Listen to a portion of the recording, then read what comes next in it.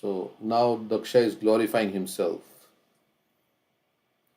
that I'm a Grihastha and I'm doing so many things like that. He has very high estimation of himself and very low estimation of Narad Muni. So a proud person has very high estimation of oneself and low estimation of others. That's how you become proud. You want to put others down and you want to be on the top. Okay, so Daksha is saying, Yannastvam karma sandhanam sadhunam grihamedinam kritavanasi durmarsham vipriyam tava marshitam. Although I live in household life with my wife and children, I honestly follow the Vedic injunctions by engaging in fruitive actions to enjoy life without sinful reactions. So he's saying, I'm enjoying life in a pious way.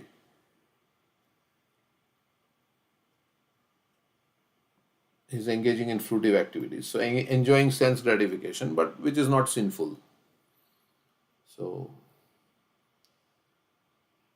so he's proud about that. Maybe he's following karma kanda or something like that. And like many people do like that, right? Of course, in Kali Yuga, people eat meat and so many other things, but the pious Hindu people, they enjoy life, right? Without any sin. They follow the four regulative principles, but they enjoy life. So Laksha is saying like that. Is there any problem with that? Enjoying life like that? Um, like, how you enjoy. You go on vacation, you play some sports, you engage your children in extracurricular activities and so many parties and things like that. So you may not be doing any sinful activity. Of course, when was this devotee, Vrindavan Prabhu was here, he's saying that everybody is sinful. Because, why?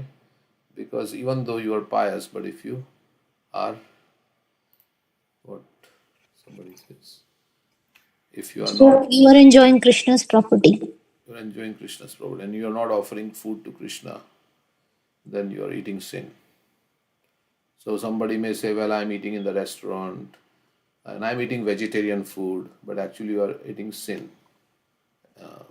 So, so like that, because you are not offering it.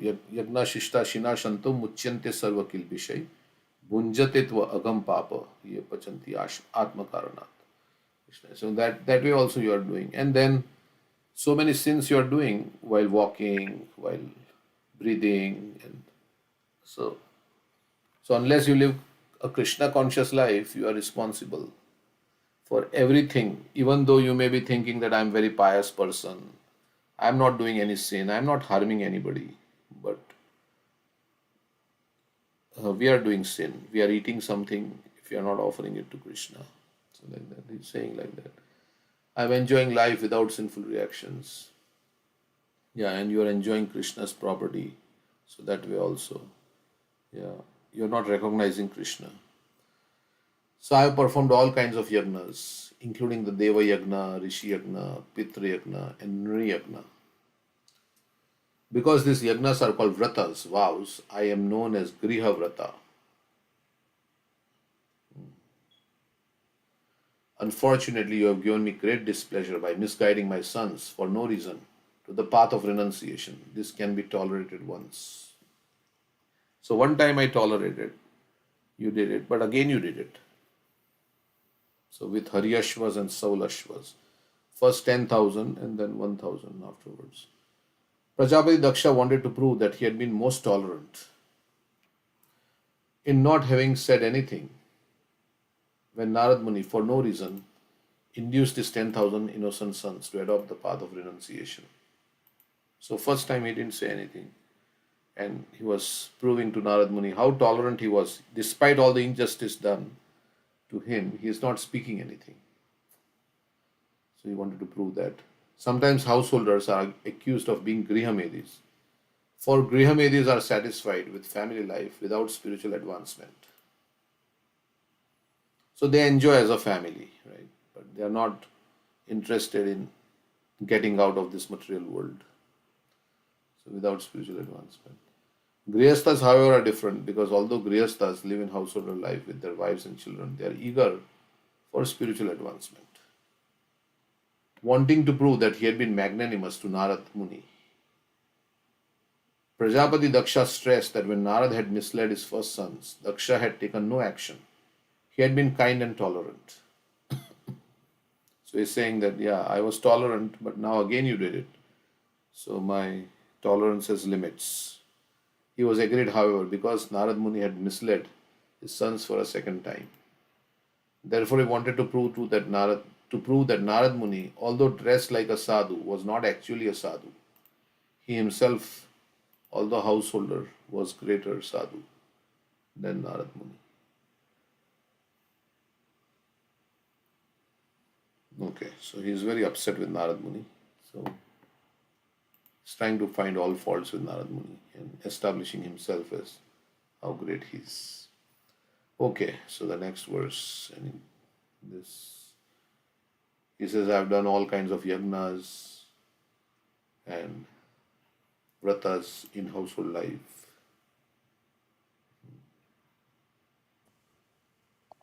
I think we have seen that such type of people who live kind of in mode of goodness, in the sense that they're not committing like sinful activities in terms of breaking regulative principles, Hmm. but they want to keep on enjoying this material world. These are the people which are the hardest to come into Krishna consciousness, because they can keep going on like this for multiple lifetimes. People who commit sinful activities, they suffer and they come to Krishna out of surrender to Krishna in difficulty. These people have relatively better lives. They enjoy, they have all the facilities, but they never become Krishna conscious. Yeah. So, although we have to come to mode of goodness, they say, to accept devotional service, but sometimes mode of goodness conditions you to a sense of happiness in this material world. So that's why you don't have a desire to get out. That's why mode of goodness is also binding.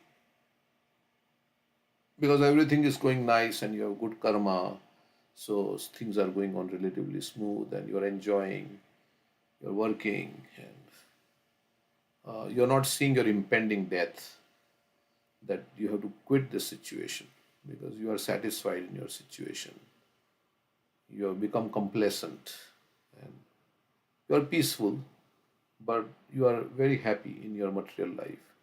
You have nice things, you have nice house, you have nice car, and you always are thinking how to improve your material situation so that it becomes nicer, and how I can settle down, right, in this material world. So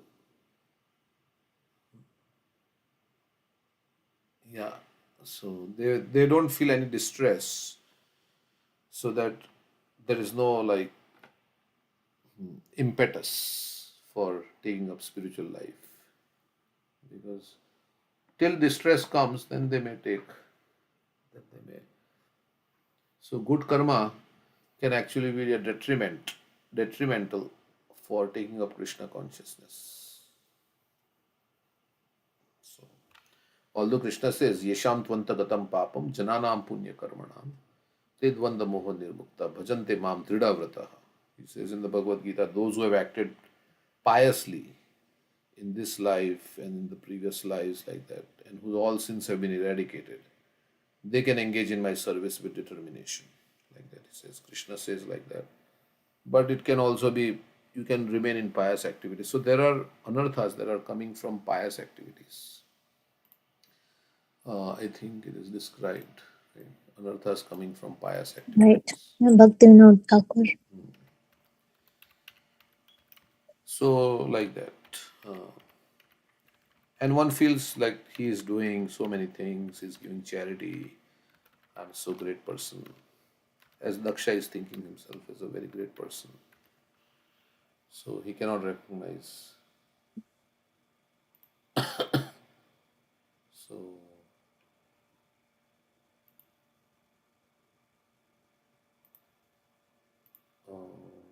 These types of anarthas. I cannot access the Yeah, screen. I have this. Let me paste the link.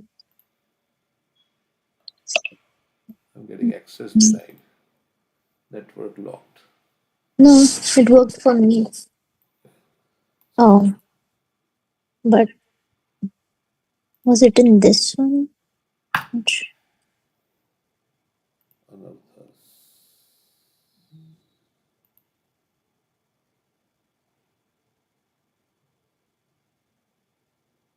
And from other side, yeah, you sent the. I think this one does not have that. Okay, so let's see. Madhurya Kadambari. Where was it?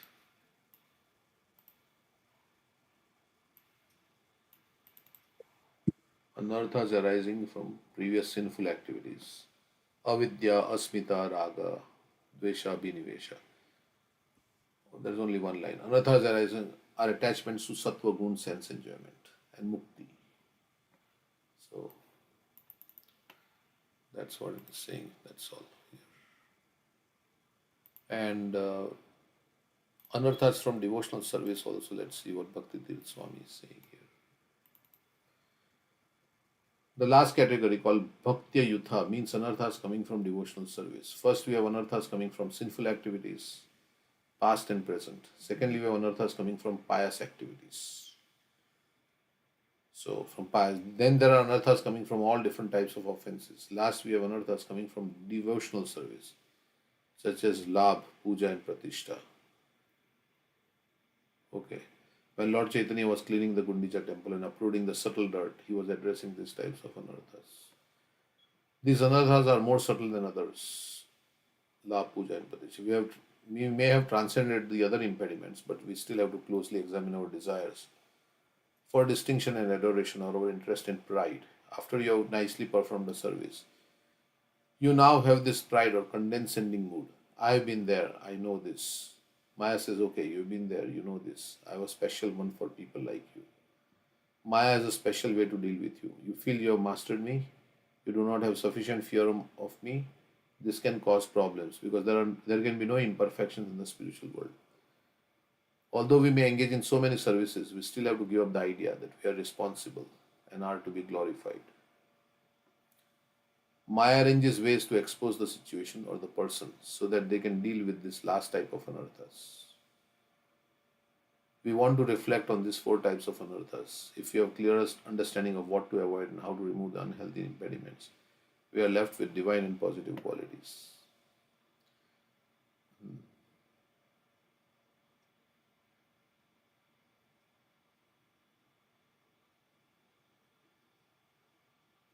Okay.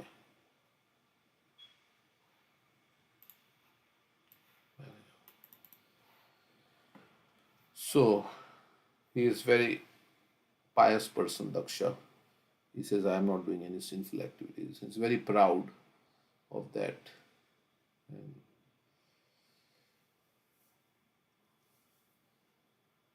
he's thinking himself as a sadhu. And he's thinking Narad Muni is not a sadhu. Or he is a greater sadhu than Narad Muni.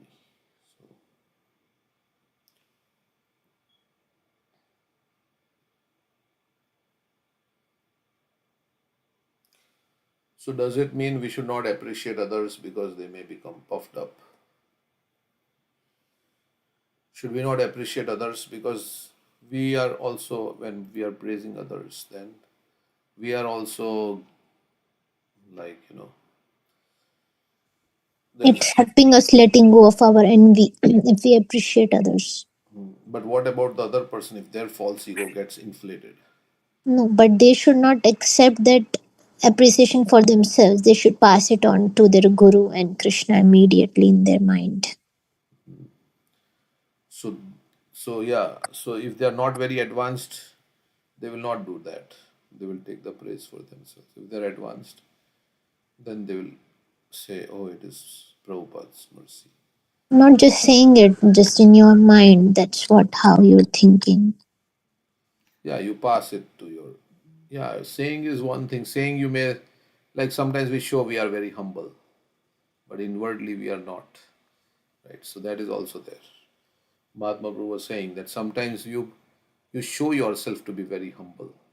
You Mm, pretend yourself because so that people will recognize you as a very mm, great devotee, but inwardly you're not like that. So mhm. that is also a So, problem. But then if, we say that we have to practice also, even if we are mm, not like that internally. We mhm, have to practice out externally. But we want to match the internal with the external mhm. at some point. So, like if we feel pleased, happy when somebody respects us, and we take it on to ourselves, yes, it's me doing that, then the same person or situations, if people don't respect us, then we become angry. That's what happened with Daksha, right? He was being respected, but once Lord Shiva did not respect him, he became angry. We get used to that praise and that respect because we take it on to ourselves. If we don't, then people respect us or disrespect us, it doesn't matter to us. We'll always be equipoised. Yeah, it happened with Indra also. Indra was also habituated to getting respect. But that only happens when you are fulfilled from inside and you are not hankering from respect from outside. Mm-hmm. Because you are eating a nice meal, then you don't care whether some. But if somebody offers you a nice meal, you should appreciate that. Oh, it's the kindness of this person. We should appreciate others' kindness also. That how kind this person is. That is so. It is Krishna's mercy. Mm-hmm. So like that also you can take. And if you are fully Atmaram, right, self-satisfied, then you are happy. Mm-hmm. But that's very high situation. So we encourage each other. We have to appreciate when somebody does nice service. Then we appreciate them so that they feel good and like that. And we may also have desire to be appreciated. So in our heart also. So there are many subtle things, right? I mean, I want to be appreciated for my kirtan or for my talk or my class or for how nice many things, how nice I have dressed up myself or so many things or for my service, other services. So basically, yeah. Well, if we have that thought, then we will not feel satisfied with that service. That's what was one of the quotes mentioned. Act of devotion, you'll not get the sweet taste of bhakti if you have any desire for admiration. Yes. Prabhupada writes. Correct. As long as one has the desire to become important, either in the material or spiritual sense, then he will not experience the sweetness of devotion because then it is about me being in the center, right? So I'm doing this service for me being in the center. So, but at the same time, we can ask for some feedback. Like if I have cooked a meal, and you know, so there is also if it is not nice and devotees are not pleased or something, then what did I do wrong? Is there more salt in it or any service like that? So we can ask for feedback also in the service. So and we should be open to receiving feedback also for correction. If it is a valid feedback, if it is done out of envy, then there is other things. Yeah. So somebody may give us feedback because they are envious. They cannot. So that is also there. So many. And the thing is that humility is the key to entering into the spiritual world. So, a person who may not be having so much abilities and skill sets and doing front end seva, but is on the background, like we give the example of Dukhi, just a simple service doing in the background, just helping other devotees, but with a humble attitude. She got the mercy of Chaitanya Mahaprabhu first, then those who are up front. And if they are becoming proud of their service, see, I am in the front and everybody's appreciating me, because nobody sees the background people, right? Because they're hidden. Correct. Like the cooks or something, or the pot washers, right? They're not. So yeah. So So that's and why Naveen Krishna Prabhu was saying that how do we get Radharani's mercy? We have to wash the pots and clean the floor. Menial service. Do menial service. Some service you do for Radha and Krishna solely for them, where nobody is noticing. Even yeah. Krishna Smaran Prabhu was saying that he picks the flowers and makes garlands, or tulsi garlands, his seva. Nobody sees that. He was mentioning that, not out of, but he was saying that we should do some seva for Radha and Krishna solely for their pleasure. Not nobody is seeing that seva. So you can in your home also you can worship uh, the deity and nobody's there, right? So you can do kirtan. And so when you are alone, right? What are you thinking? What are you doing? So you may be reading scriptures, you may be chanting japa, and nobody's there like that. So you're doing for yourself. And so that is also, yeah,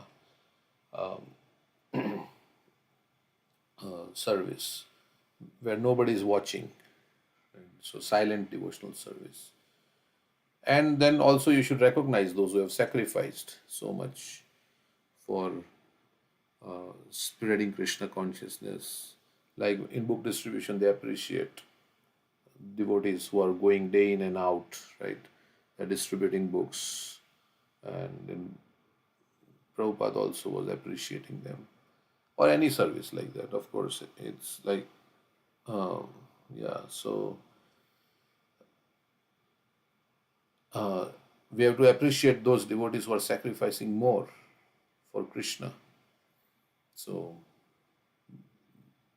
they are doing more, they are putting their life on the line.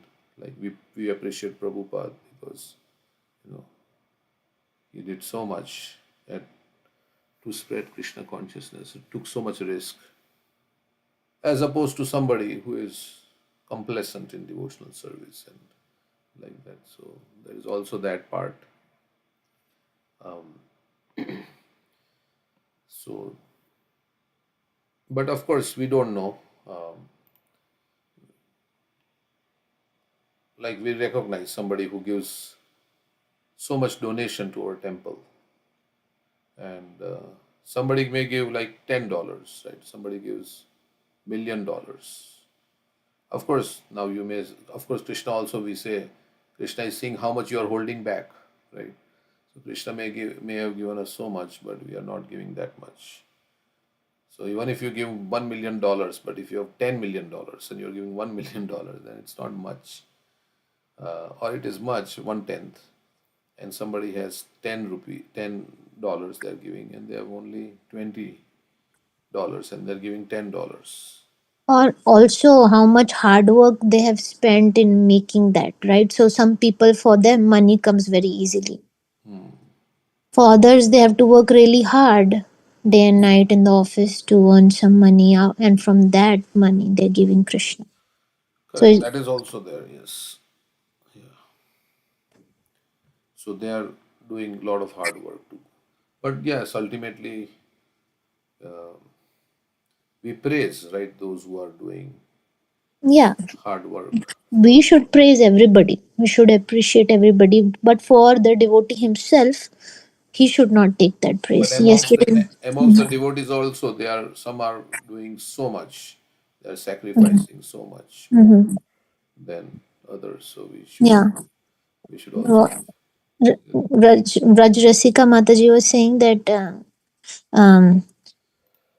Raj Bhakti Mataji said to her that you think that you're doing a lot of service, go and check out other temples, what other devotees are doing there, and you'll be amazed. Yeah. They're doing much more. And so we become proud, see what I am doing and how much I am doing. Yeah. You should always look up and see what other devotees have been doing and sacrificing so much. And Yeah, and if we want to compare ourselves with Prabhupada, right? What Prabhupada has done, so then we will always feel that yes, I have not done enough, like that. Sometimes we do little and we think we have done a lot. Like that is also another problem. We have done little bit, but we think, oh, I gave that last time I came, I gave $10 on Janmashtami. I've given the donation like that. So, so I'm just talking about donation. It can not Mm, necessarily donation, but oh, one time I came there and I did that. But what mm, did you do all the other time? So that's also another way to mm. look. So we can also our we should look at ourselves and say, oh, I did that time. No, no. But what so much time you wasted also.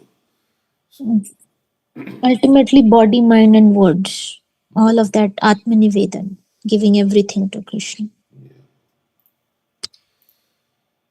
Okay. So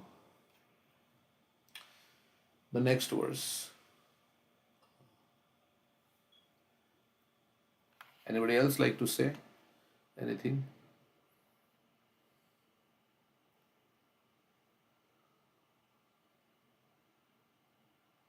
Preeti or who generally say we have so many Umakan, Prabhu, and Prabhu, today is Vamana Dwadashi, right?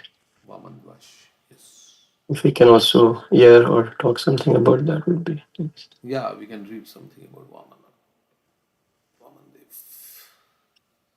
Okay, so So one Tantra. other question I had, Prabhuji. Probably I forgot what I had, but let me try to recollect. Yes, I think so. Vamana, they appeared when Bali Maharaj was there, correct? And Narsingha Dev appeared when Hiranyakashyap, well, Prahlad Maharaj was there. How much was the lineage, like time gap in between, their appearance? Can we trace that? So Vamandev appeared in which yuga? Nrsimhadev appeared in Satya Yuga. Vamandev appeared in which one? Bali Maharaj is a descendant of Prahlad Maharaj, right? So Right. not directly, but Prahlad, then Virochan, and then Bali, right? Just Virochan. after two generations, Two right? generations, Yeah. yes. But those two There's generations, did the yuga change? that's what I was trying to figure out. I don't know why that thought occurred while I was chanting today. Yeah, so we can find out in which yuga Vamandev appeared. Of course, these are cyclic also. So, but in Treta Yuga, it says. So, Satya Yuga, Treta Yuga. Lord Vamandev appeared in Treta Yuga. So, maybe many years passed after Hiranyakashipu, then Prahlad, then Virochan, and then Bali. So, okay, I don't know how so many years passed in two, three generations. Yeah, the life cycle was bigger, right? In Satya Yuga, people used to live more. Even if they lived 100,000 years, so let's say Hiranyakashipu, Prahlad, and then Virochan, so 200,000 years. So maybe it was end of Satya Yuga and then Treta Yuga. But Satya Yuga is also big. Uh, how much? Four four times Kali Yuga. So that's 432,000 times four. So 1 million something. So out of which 200,000 years maybe. Yeah. So we don't know. This time is always very confusing for to figure out. But the more we can discuss the most important lessons that we learned for our life from Bali Maharaj and Vamandev's pastimes. That pastime, what is the most important lesson we learn? That would be, I think, more important than the chronology in which. Yes. Yes. But of course, we have curiosity, and this I understand that yeah, we want to, and also some people may ask, and so. But what is the most important lesson that I can learn from this pastime? It's more important than Uh, when it appeared. That's why in Bhagavatam they say it is not chronological also. They have taken most important events in the history of the world and they've put them in the Bhagavatam so that we can learn some lessons from that. So it is not in a chronological order. That's how they say. Okay, yeah, sorry, go ahead. You want to say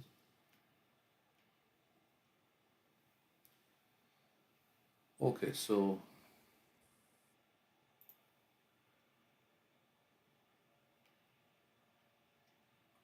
next verse. Tantu krintana yas yannastvam abhadramachara punaha tasmallokeshu te muda na bhaved brahmata padam. You have made me lose my sons once,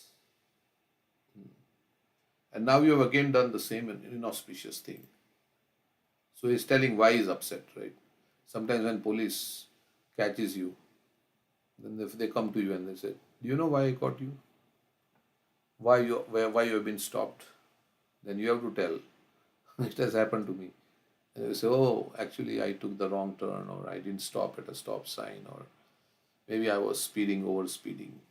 So he's telling them, Narad Muni is, Akshay is telling what is the fault with Narad Muni, because he has to know what is the problem, right? You have made me lose my sons once, and now you have again done the same inauspicious thing. Therefore, you are a rascal who does not know how to behave towards others. First, he chastised Lord Shiva now. You may travel all over the universe, but I curse you to have no residence anywhere. Because Prajapati Daksha was a Griyameti who wanted to remain in household life, he thought that if Narad Muni could not remain in one place, but had to travel all over the world, that would be a great punishment for him. So for him, happiness was to stay in one place. Because it's Grihastha. Grihasthas don't like to go around like always. Like people don't like traveling job. They like to be with their family. They can come back to their family in the evening and enjoy. So Narad Muni is a brahmachari. So for him it doesn't matter. So but here so he is thinking that it will be a great punishment for him because he'll have to travel. Because what is difficulty for me, I perceive that will be a difficulty for others also. And what is happiness for me, I perceive that as happiness for others also. So he's thinking it's for me it will be difficult if I had that kind of life where I had to travel. So it must be difficult if I so let me curse him. Actually, how such a punishment is a boon for a preacher. So always traveling means meeting so many people and giving Krishna consciousness to so many people. So we don't have to travel. Like for us, we can travel in around Columbus, right? Columbus is a big city and there are so many houses. So we can do so many house programs. Like in Damodar month, we'll have house program every every day of the month in the evening, hopefully. Like that. So we go and so there are so many millions of people in Columbus itself. You don't have to go out of other. Just make your neighboring your city in which you live. There are so many people. But if you want, you can go to other Dayton and so many other places. So sometimes devotees travel from Bombay, they come here, from Calcutta, they come to US. But even in Calcutta itself, there are so many people, right? And that are not Krishna conscious. So you can just do there only preaching locally. And if everybody does preaching locally, all the devotees who are in that temple, they do the preaching locally, then so many people will become Krishna conscious there. The whole city will become Krishna conscious. So, actually, however, such a punishment is a boon for a preacher. A preacher is known as Parivrajaka an acharya or teacher who always travels for the benefit of human society. Traveling can become sense gratification also, um, if it is not done in the right consciousness, right? So you go and you see different places and then you say, okay, but I am also preaching and but we want to see different places. So it can become like that. And you like that other people are serving you, respecting you, as glorifying you, a guest coming. Yeah. that can also become like that. Yeah, it can become like I'm getting now respect and my glory is being spread, not only in my own city but other cities also, they know about me, and like that my fame is spreading. So it can become like that. But we don't have to like say anything. But not everybody is thinking like that. But a preacher is known as Parivrajak an acharya or teacher who always travels for the benefit of human society. Prajapati Daksha cursed Narad Muni by saying that although he had the facility to travel all over the universe, he would never be able to stay in one place.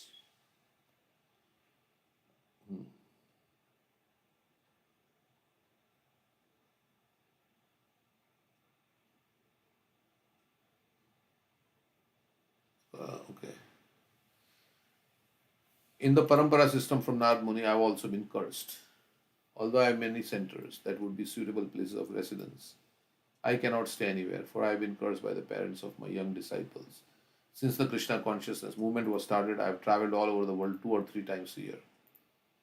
And although I am provided comfortable places to stay wherever I go, I cannot stay anywhere for more than 3 days or a week. I do not mind this curse by the parents of my disciples, but now it is necessary that I stay in one place to finish another task. And also, traveling requires a lot of money, So, and supposing you are traveling business class, then so much money is being used, right, for this purpose. But Prabhupada is traveling, and because he traveled from, but he was not attached. He came on 33, 35 days on the ship. He traveled. So he was not looking for any personal enjoyment. He was looking for spreading Krishna consciousness. So I do not mind this curse by the parents of my disciples, but now it is necessary that I stay in one place to finish another task. This translation of Srimad Bhagavatam. If my young disciples, especially those who have taken sannyas, take charge of traveling all over the world, it may be possible for me to transfer the curse of the parents to these young preachers. Then I may sit down conveniently in one place for the work of translation. So Prabhupada wanted like some prolonged period of time where he could be in one place and translate the books. Because if he's traveling, then you cannot translate. Time is lost in traveling. So he's saying that if somebody, all my disciples, they travel instead of me and they do the preaching, then I can sit down. Okay. So Narad Muni has been cursed like that. And the pure devotees, they are not always looking to stay at a place which is a very magnanimous, lavish, comfortable place. They can stay at any place. Like I think Prabhupada also stayed in the hut of Gaur Govind Maharaj, right? Yeah. He was not attached. Wherever, like, okay, only where there is nice facility for staying, I will go there. Actually, if you want to travel, go to places where there are no temples and start. Like Prabhupada also sent his disciples to places where there were no devotees, and you can start a Krishna conscious center there. So that is Mm. all. Saying about Burijan Prabhu, I think was in Hong Kong. Hong Kong. Yeah, so difficult. But I think Prabhupada sent the disciples to set up a center, and then they would call Prabhupada, and Prabhupada will, bring in more people with his speech and talks. Yeah. Also, one place it says that Narad Muni stayed at one place to write Narad Bhakti Sutra, and that was Vrindavan. Because no curse applies. Vrindavan is spiritual world. This curse was meant for the material world. That he has to keep traveling, he cannot stay. But he stayed in Vrindavan to write his Bhakti Sutras.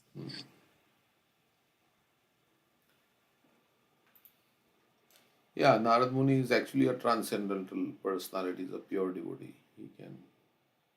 He is not subjected to really any kind of thing, but still they say he was cursed. Okay, like Parikshit Maharaj is also pure devotee. They said he could have counteracted the curse also, but he chose not to. Same. Like that. Devotee they do not see the difficulties as suffering, right? Whereas they see that this is a Krishna's arrangement to expand their service. It looks like in the material eyes, maybe it looks like a curse. But in the spiritual vision, it's a blessings. Other thing that like when you take up the preaching service, so preacher's life is dedicated to the sacrifice. Like they sacrificing their personal comfort for the benefit of others, and they accepted a life of travel hardships, and they break the misunderstanding from the society to deliver others, not like because Prahlad Maharaj also says that he want to stay there in the cities and they don't want to go in the Himalayas and pre- do their sadhana alone, because if you go in the between the people within the society, then you will see there how much misunderstanding and misconception about the scriptures and God is there. And that is a real compassion also, means sacrificing your own thing on. And bhakti is flexible, right? It's not rigid. Prabhupada means that sometimes it is necessary to staying one place also. Sometimes it's traveling, sometimes reaching directly, sometimes writing. So it's not like a rigid thing. It's flexible. What is best to serve Krishna's mission? Yes. And Thank you. nowadays, you can be staying at one place, but your Vani can be spread throughout the world through the means of technology. Yes. So you don't actually need to, like, we have so many Babajis in Vrindavan, Premanand Maharaj, and stuff. Everybody is hearing. London, America, so many people are getting converted into He devotees. doesn't. Does he travel? I don't think he He travels. doesn't travel. He has a vow He to has a stay in vow. Vrindavan. Yeah. And even his disciples are converting his lectures now in from Hindi to English language.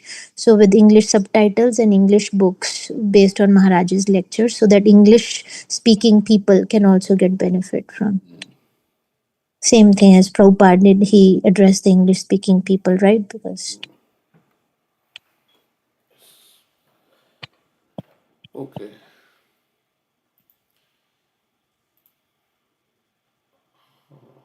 So the next verse we'll read. At the end of the chapter. Okay, we'll finish this. Shishuka uvacha प्रतिजाग्रह तद्बाधम बाढ़म Narad साधु सम्मतः एतवान् साधु वादो हि तितिक्षेतेश्वरः स्वयं. Sri Shukdev Goswami continued, My dear king, since Narad Muni is an approved saintly person, when cursed by Prajapati Daksha, he replied, Tad bad, tad, tad badham. Yes, what you have said is good. I accept this curse. He could have cursed Prajapati Daksha in return, but because he is tolerant and merciful sadhu, he took no action. As stated in Srimad Bhagavatam 3:25-21. Titikshava karunikaha suridah sarvadehinam ajata ajata shatrava shantah sadhava sadhubhushanaha. The symptoms of a sadhu are that he is tolerant, merciful, and friendly to all living entities. He has no enemies. He is peaceful. He abides by the scriptures, and all his characteristics are sublime. Because Narad Muni is the most elevated of sadhus. Devotees to deliver devotees, sadhus, most elevated of sadhus, devotees. To deliver Prajapati Daksha, he silently tolerated the curse. Sri Chaitanya Mahaprabhu has taught this principle to all his devotees. Trinadapi sunichena, tarorapi saishvana. Amanina manadena kirtaniya sadahari. One should chant the holy name of the Lord in a humble state of mind. Thinking oneself Lord in the straw in the street, one should be more tolerant than a tree, devoid of all sense of false prestige, and should be ready to offer all respect to others. In such a state of mind, one can chant the holy name of the Lord constantly. Following the orders of Sri Chaitanya Mahaprabhu, one who preaches the glories of the Lord all over the world or all over the universe should be humbler than the grass. So one who preaches should be humbler than the grass and more tolerant than a tree, because a preacher cannot live an easygoing life. Indeed, a preacher must face many impediments.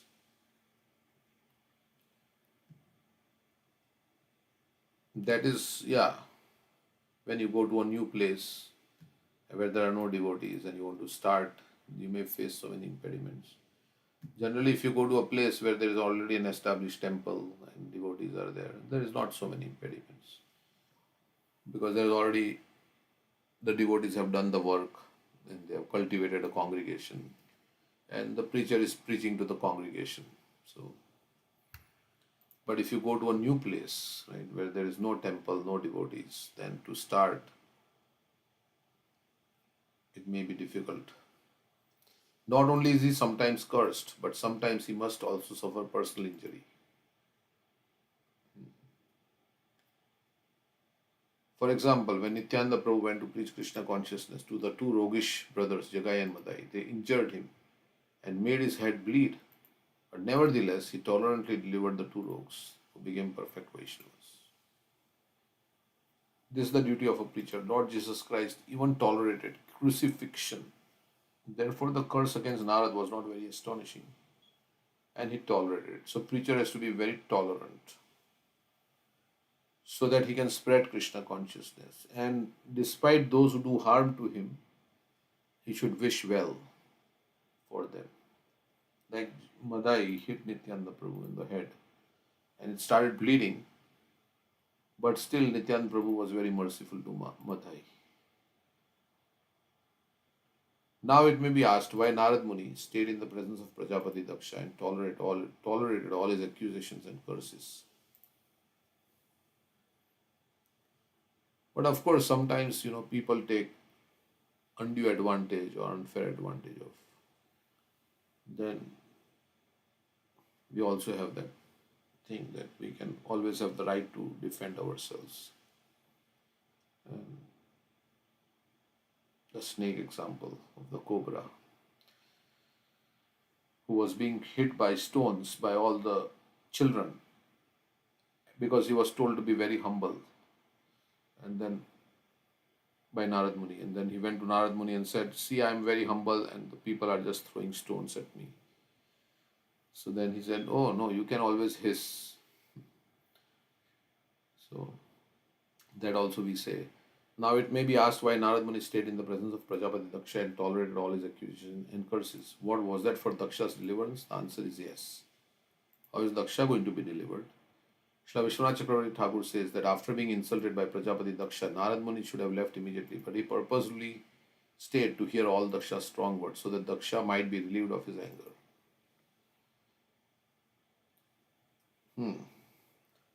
Is that how Daksha was going to be delivered? I don't know, because he was going to be relieved of his anger. Prajapati Daksha was not an ordinary man. He had accumulated the results of many pious activities. Therefore, Narad Muni expected that after delivering his curse, Daksha, satisfied and freed from anger, would repent his misbehavior and thus get a chance to become a Vaishnava and be delivered. So his heart would be transformed after accusing Narad Muni. He would feel repentant, and from repentance would come transformation would come about, and he would become. So that's why he was expecting like this to happen. When Jagai and Madai offended Lord Nityananda stood tolerantly, and therefore both brothers fell at his lotus feet and repented. Consequently, they later became perfect Vaishnavas. So after doing something bad, then one may repent. And from that repentance comes reformation of the heart. So that's why in Daksha, Narad Muni stayed there. If he would have left the place because he was being insulted, from the very beginning, like before Daksha spoke so many verses, right? He would have just left. Then Daksha would have remained proud and he would not have been able to. But because Narad Muni heard all these things, then later on, I don't know if Daksha later on repented. We'll find out or not.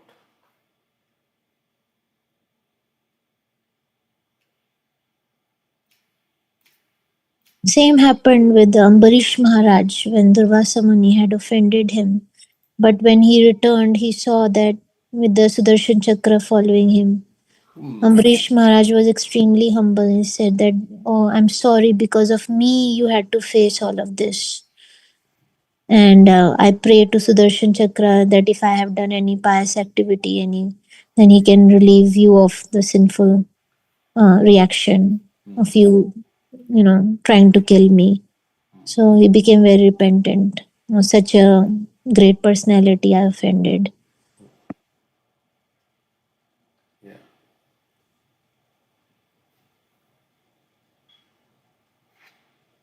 Yeah, and Durvasa Muni went everywhere. His life was on the line, actually. So, and Vishnu also told him, unless you go and beg forgiveness from Amrish Maharaj, there is no deliverance. So, maybe Durvasa Muni's heart changed because he was in distress and his life was going to be taken away by the Sudarshan Chakra, which was chasing him. So, he had no other recourse but to take shelter of Amrish Maharaj. That could be one way to look at it. Um, the other way, he actually felt bad, right? So, Mm.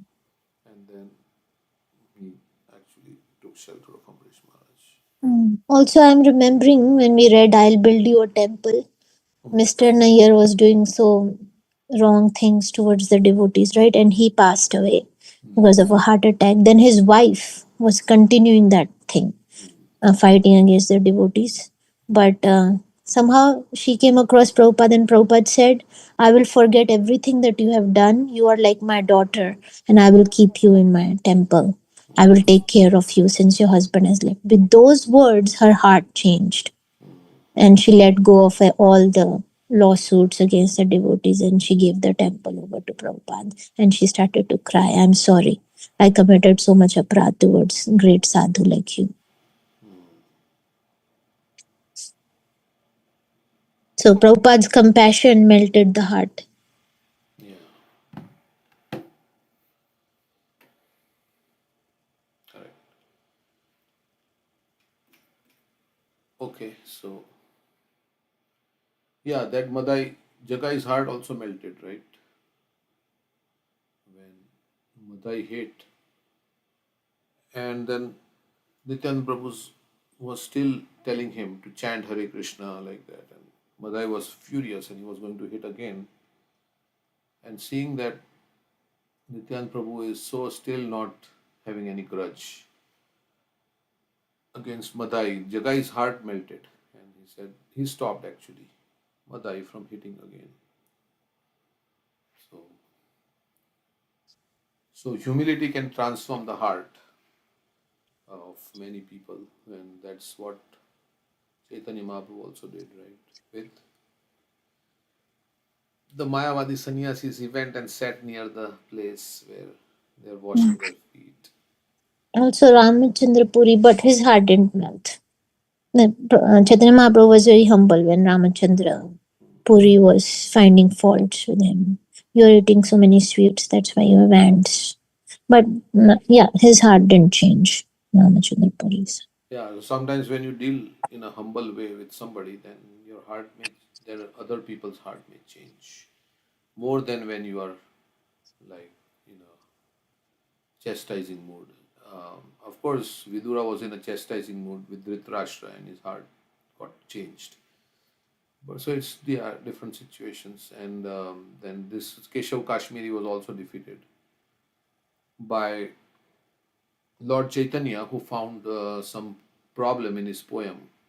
He had composed, Keshav Kashmiri came and he composed 100 verses in praise of Mother Ganges. And then Lord Chaitanya found some problems in the 60th verse, like that. And everybody was like, kind of, all Nimai Pandits, all students, and everybody was friends were there. And they were they were laughing. But Chaitanya Mahaprabhu told them, don't laugh, don't laugh. He's a great scholar. He has composed 100 verses on the spot in praise of Mother Ganges. How great he is. So, although he was proud, but Chaitanya Mahaprabhu behaved with him in a very gentle and humble way. And then he had the dream at night from Mother Saraswati. Saraswati So, yeah, came. so humility can change the heart also. Okay, so it's already past 8. Generally, it's not how much one care and love in the heart, or genuine care, like you bear for the benefit of others. That makes the change. I mean, one can maybe very scholar and say so many things.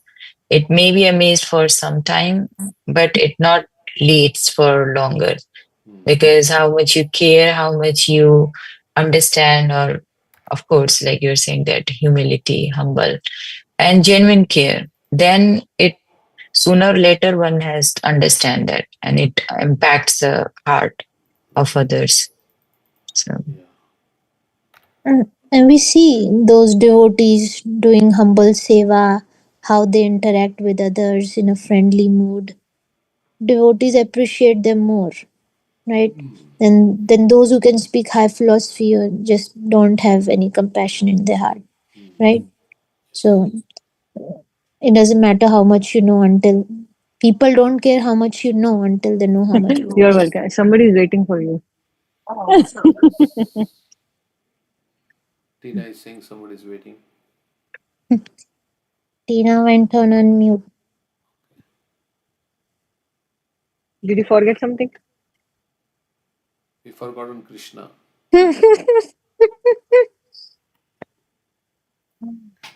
I don't know if she's here. Okay. You have to mute her. Yeah.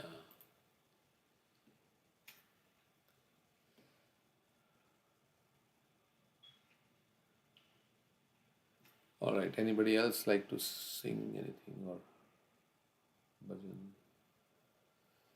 Or we have afterwards we'll see Vaman Dev. What anybody like to share also about Vaman Dev's pastime, lessons from Vaman Dev's pastime. Janish can share also. Go ahead, like bhajan. I will relate it to Vamandev's pastime. This is on Atmanivedan, and that's the main lesson that we learn from that pastime. So 1 minute, we paste chat.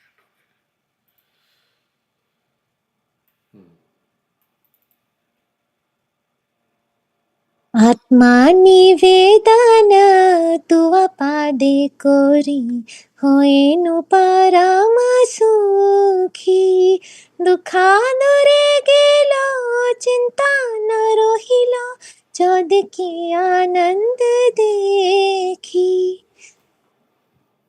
Ashok भय अमृता धरा तुम्हारा चरण द्वाया ताहे देखो ना विश्राम लाभिया छड़िनु भवेरा भाया तुम्हारा संसारे करिबो सेवन नहीं बफलेरा भागी तव सुख जाहे करिबो जतन होए पदे अनुरागी आत्मा निवेदन तुआ पादे करी होएनु परम सुखी तुम्हारा सेवाया दुख होए जतो से तो परम सुखा सेवा सुख दुख परम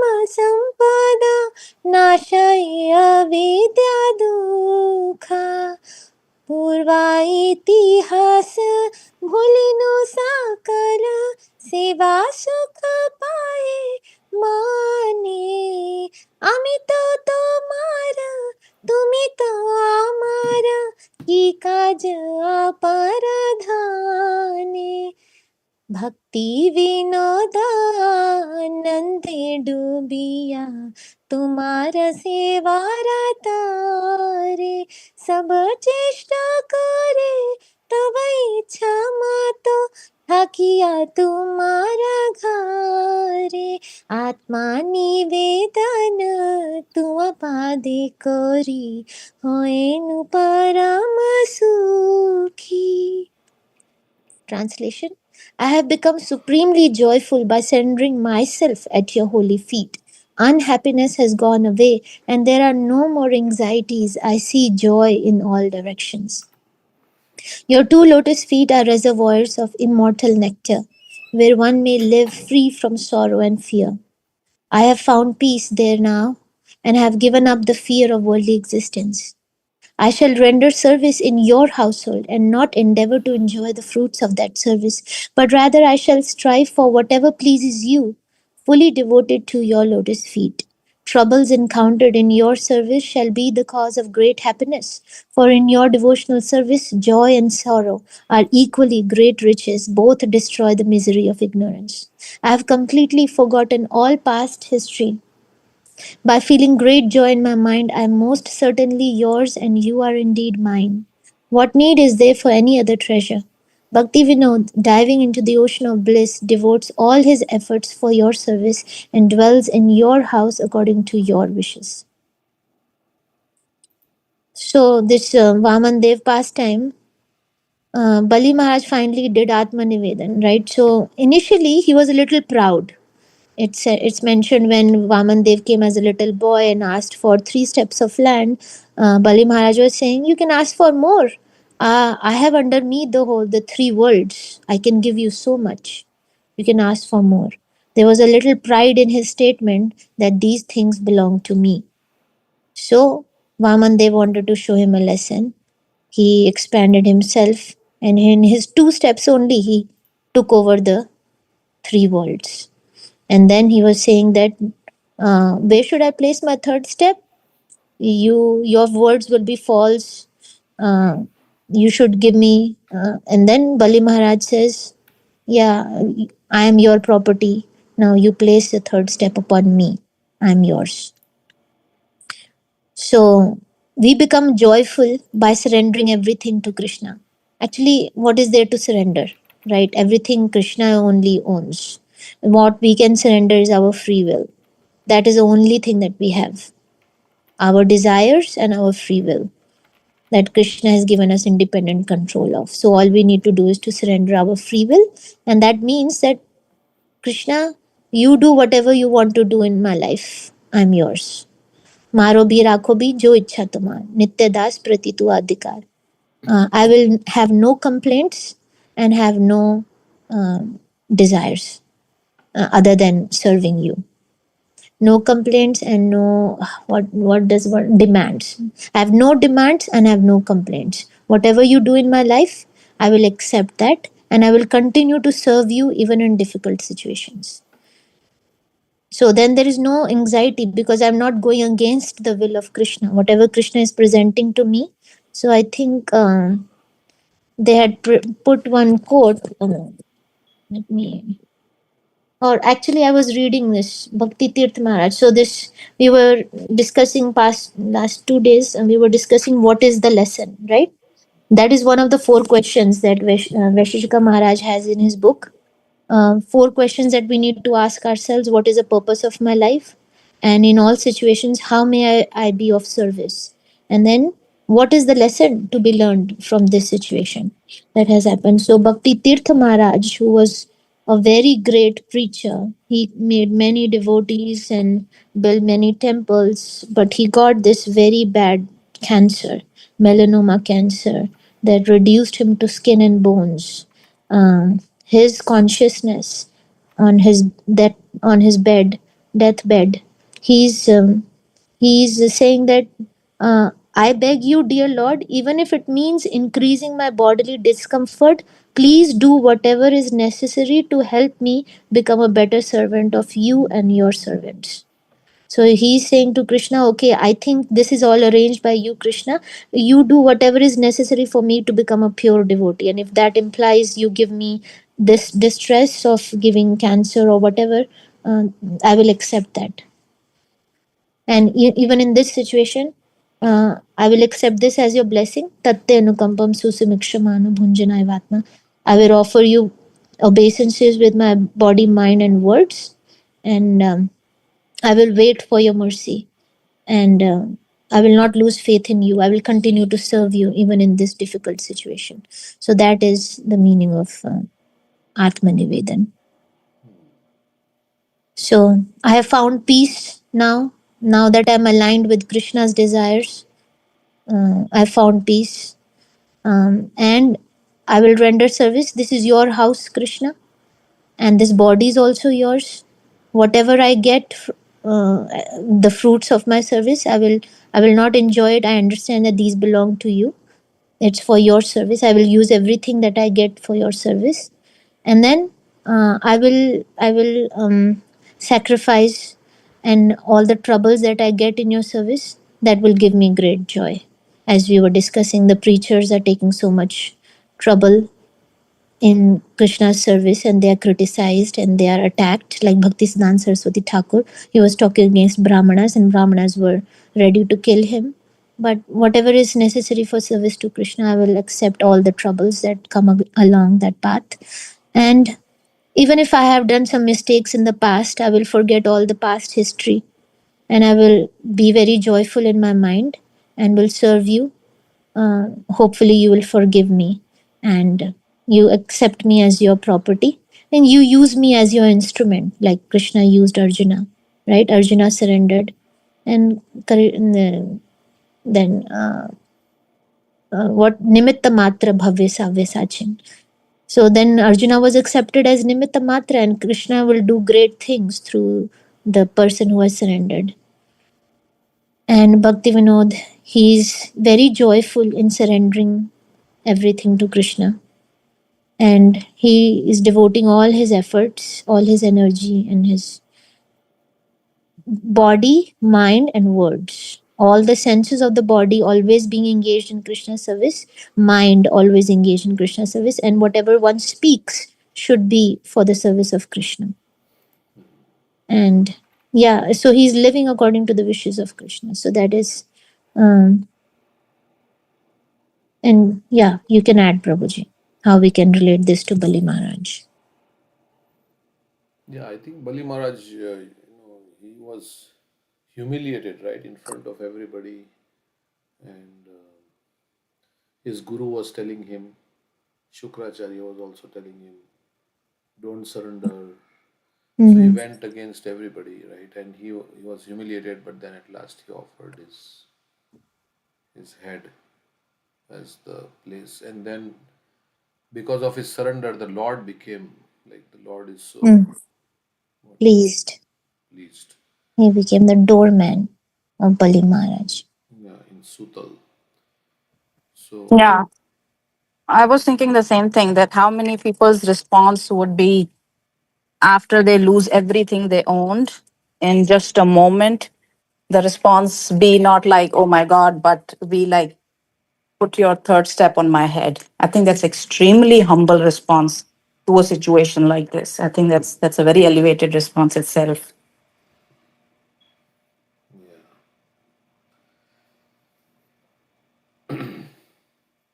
yeah, yeah. So even after, so we can say even after Krishna as Vamandev, he has taken away everything. Still, he is surrendering to the Lord. He is not, as you were saying, there is no complaints and no things like that. Demands. No complaints and no demands. One devotee was saying that is surrender. So he is still offering himself. He has no grudge against Vamandev and that Krishna you did. So that is kind of last verse of Shikshashtakam also, right? That we say. I mean, that's a very high level of surrender. That Krishna, you can deal with me in whatever way you like, whatever you want to do with me, but from my side, I am forever yours, unconditionally. So that's Radharani, right? It's Radharani speaking that words. So that is the mood of Srimati Radharani. Yeah, I think there are nice verses that Bali Maharaj is speaking. then Canto the 8 to chapter 20. uh, and then another verse that lesson is that what is that when Vaman Dev. Greed. Greed. What verses number is that? That's 8, 19, 21. Pull this up 8, 19, 21. So when Vamandev is Bali Maharaj is telling Vamandev, why are you asking? You are such a small dwarf. You are asking only 3 paces of land, 3 steps of land. How much land will your small steps hold? I am the emperor of the entire world. You ask. Whatever you want, I can give you. Why are you asking such insignificant? And then he says, Vamandev says something that even if you give me everything in this whole world, but if my to Senses and satisfy my senses, but if my senses are not controlled, then I can never be satisfied. Even if I have the everything at my disposal for enjoying, right? I have everything I can enjoy in this world, but if I'm not Krishna conscious ultimately, then I will not be satisfied. That's what it means. Even though I may have a nice mansion and so many things and so many servants, but I will not be satisfied. So many opportunities to enjoy my senses in different ways, but I will an not. example is Hiranyakashipu. He had everything, but only one thing. So you cannot have everything in the world. Eh, there will always be something that you don't have. Then your mind will dwell with something that you don't have. Grass is green on the other side. Then that will always upset you. Yeah, and because also if things go right, still because the jeev, the soul, is part and parcel of Krishna, so soul can never be satisfied Material things. with like so many different, yeah, because the soul's food is different. Then so when we chant Hare Krishna, we feel satisfied, right? Because we are feeding the soul. So that is how we can. Also, that peace form lies there, knowing that Krishna is the enjoyer and he is the proprietor of everything. Nothing is meant for my enjoyment, and he's my best friend. Then we'll be peaceful and satisfied. Yeah.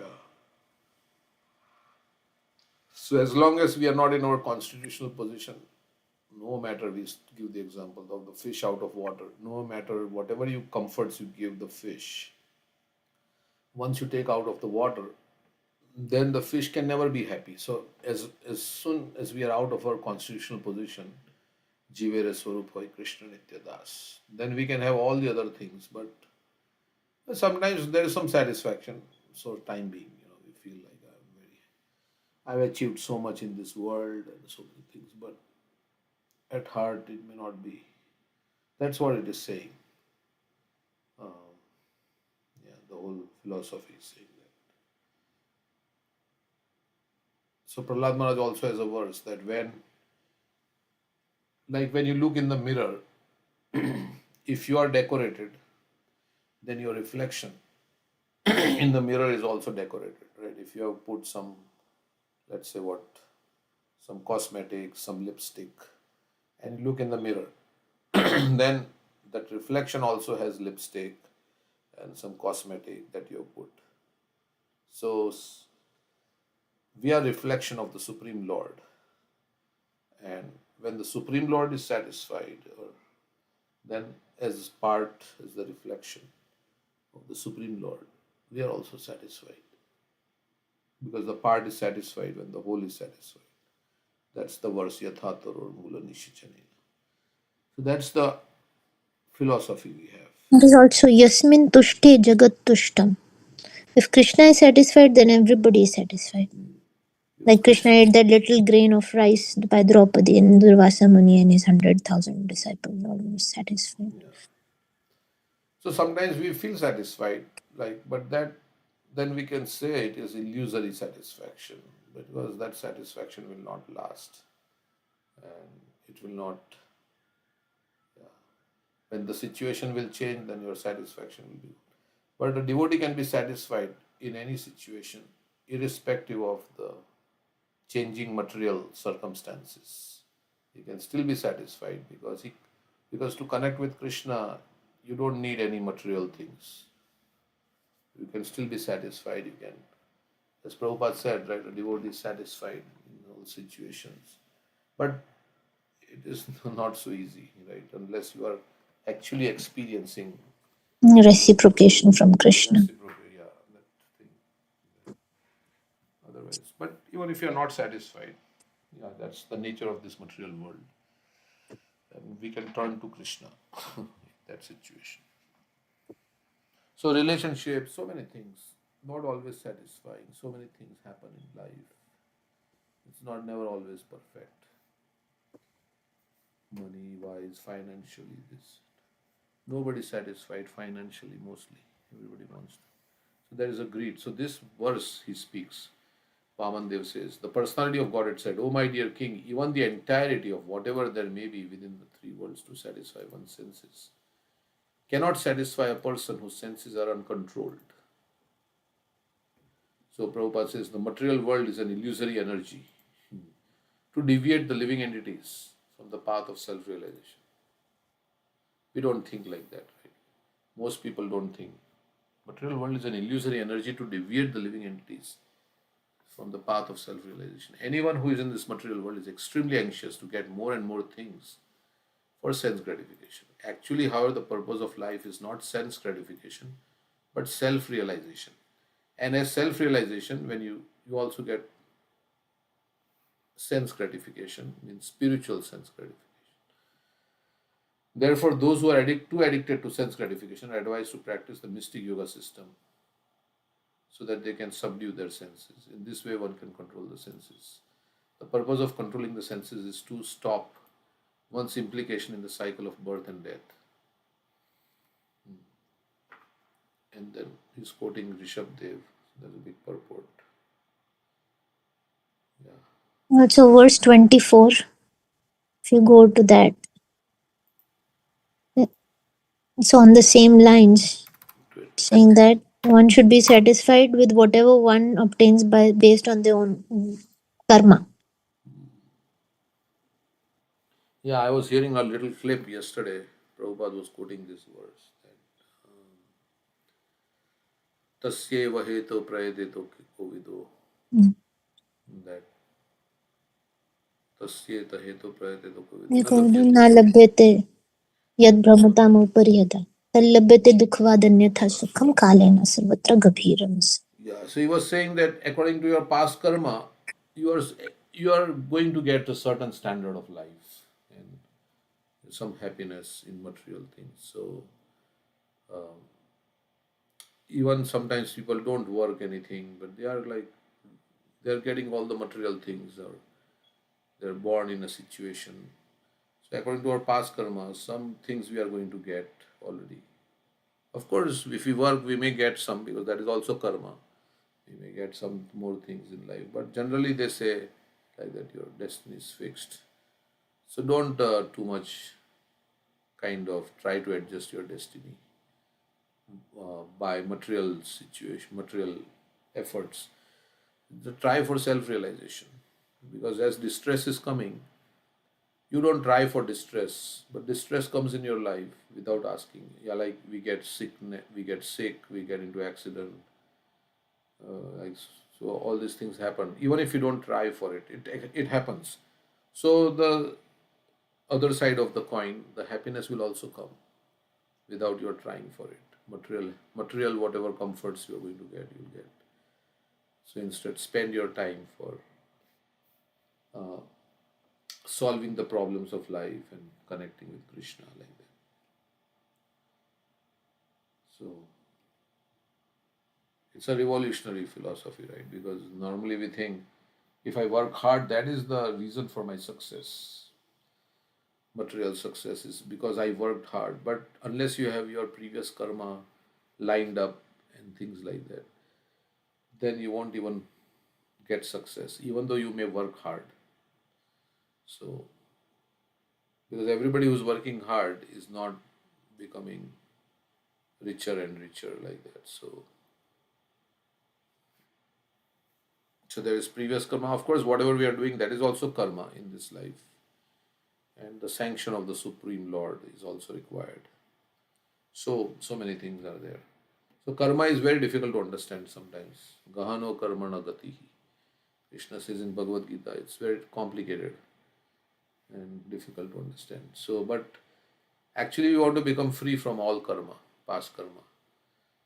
And that is possible when we do Krishna karma, when we work for the sake of the Lord. Yagna arthat karmanonyatra lokoyam karma bandhana. Tadartham karma kvantiya mukta sangha samachara.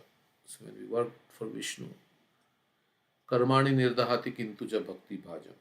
In the Brahma Samhita also it is said that karma is destroyed. Past karma is destroyed, pious and sinful, by engaging in bhakti to the Lord. And then you have no karma, then you go back to the spiritual world.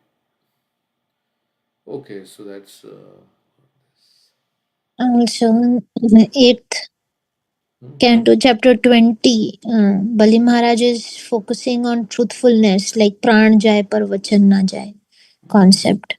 That I have given you the vow of 3 steps of land. Now I will not become untruthful. He's saying, so if you see verse 4 and 5, 820. Just go to 820 and see in that verses. Yeah, if you scroll down. 4. Yeah, this is all the what Bali Maharaj is speaking now. there is nothing more sinful than untruthfulness. Because of this, Mother Earth once said, I can bear any heavy thing except a person who is a liar. I do not fear hell, poverty, an ocean of distress, fall down from my position, or even death itself as much as I fear cheating a Brahman.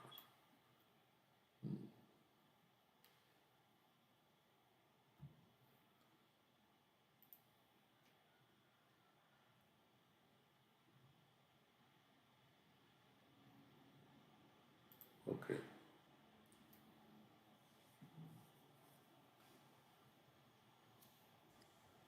Means whatever we speak, we should make sure that we are able to do. If we have promised some devotee something, we should make sure that that happens. Yeah, that is also there because supposing somebody says, yeah, you have to come and, okay, you're going to do this service today, and then at the time of service you don't show up. Mm-hmm. Then it's like, okay, what happened? Right? So maybe if you're sick or something, that's different. You can't come for some reason, that's different.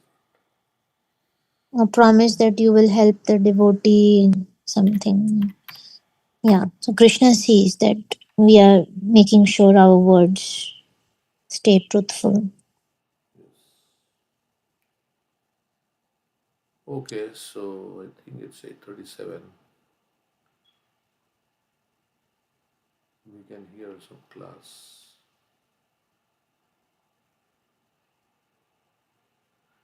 Influencer or influenced? Let's see what he says. Keshav Maharaj.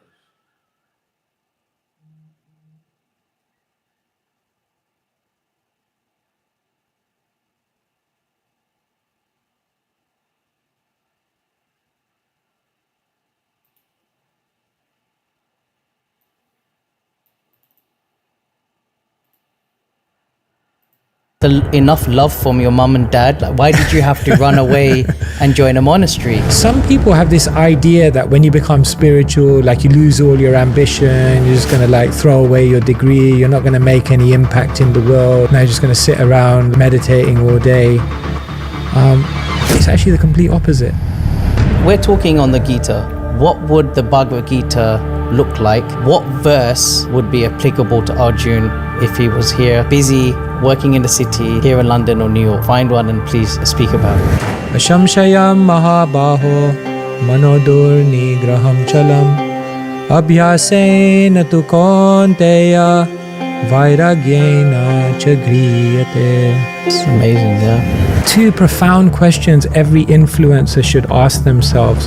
What are we giving to the world? And the second important question every influencer should ask is, why am I giving it to the world? What's your why?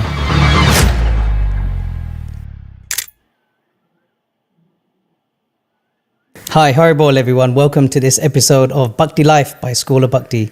Today I'm privileged to be with a guest speaker who's going to dig into how the ancient teachings of the Bhagavad Gita from 5,000 years ago is relevant today for busy people like you and I. I'm a dentist working in the city and have a family with 2 kids. And often the excuse for spirituality is, yeah, but I'm just too busy. I don't have time to meditate and reflect. So we'll be speaking to him and hopefully inspire you, our audience, to dig deeper into spirituality. My name's Krishna Kirtan, and you can call me KK because I'm short.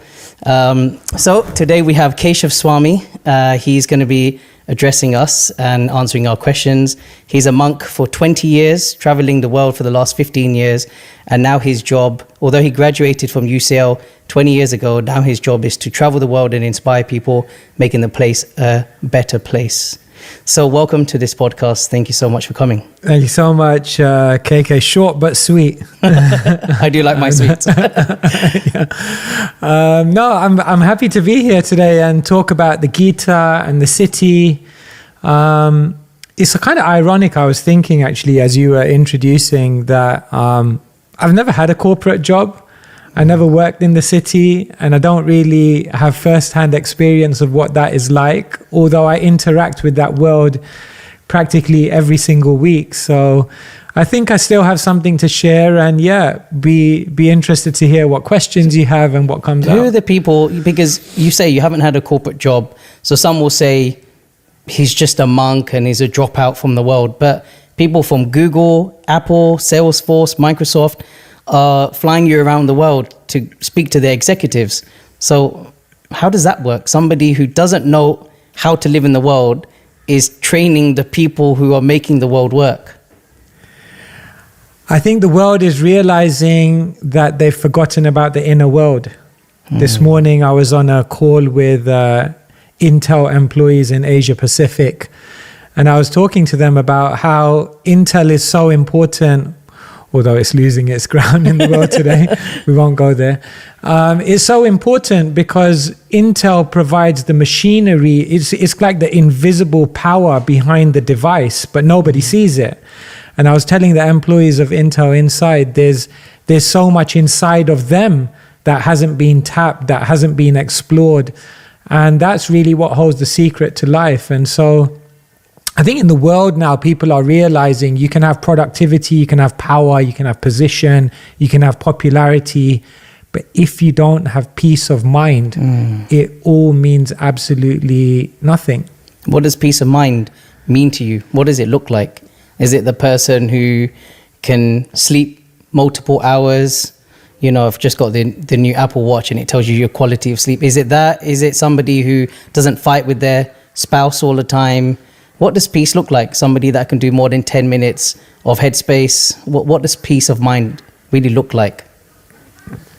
I think peace of mind is living consciously. We live in a very distracted world, a world in which we're bombarded by so many things. And what I tell people, and then people ask me, like, what does it mean to live a conscious life? And I tell them, you're living consciously when you live with your principles in mind and you live with your purpose in mind. And what you'll find is that in the world, people say, yeah, my principles are, I believe in compassion. My principles are, I believe in truthfulness. My principles are, I put relationships before money. But examine your life. Are you really living like that? Do your actions, do your investments, does your time allocation reflect your principles? Number one. And number two, are you living with your purpose in mind? We get so busy doing so many different things. Is it important? Is it really what success? Is it making me happy? Is it leading to the life that I want to be remembered for when I leave this world? So if we live, but we don't live with our principles in mind and with our purpose in mind, then we're living a distracted life. And And that's what it means to live consciously. Interesting you say about do your investments and your decisions reflect what you say. I love being a father to my son, but often I preoccupy myself with so many other things in the hope that he will appreciate that actually I'm serving others. But sometimes finding that balance and being distracted by the noise. Look, being in the city, everybody is on social media. All businesses run by social media. So there's this thing about an influencer, or me being a dentist, a dental influencer or something. So everybody wants to be big, whether it's on social media or by maybe in the heyday, like their village status or something. But how can we be an influencer but not be influenced by the noise that comes in that distracted world? What does the Bhagavad Gita, the book that you live and teach by, how can we gain inspiration or insights from that? Yeah.